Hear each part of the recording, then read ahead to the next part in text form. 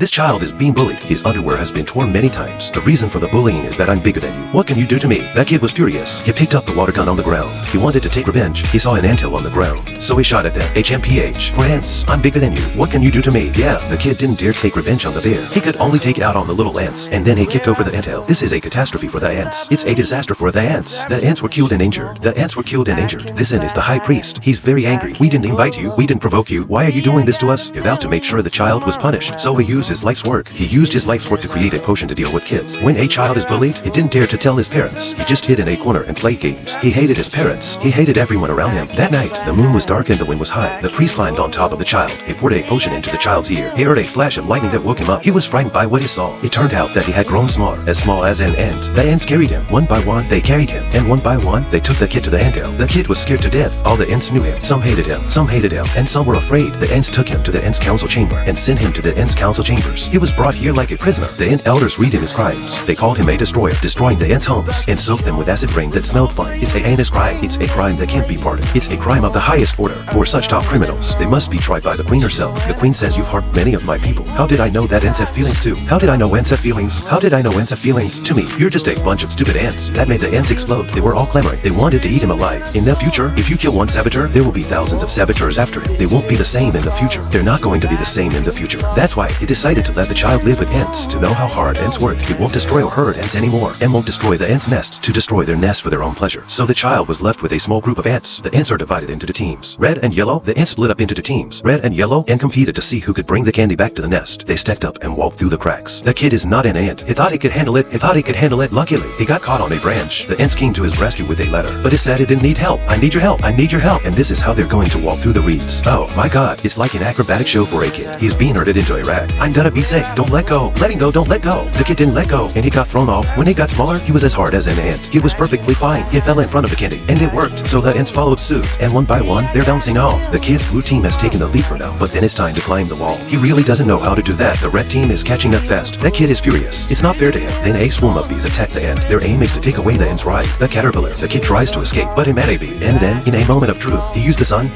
to focus his light to ignite a firecracker and scared away all the bees, and that's how the kid saved all the ants.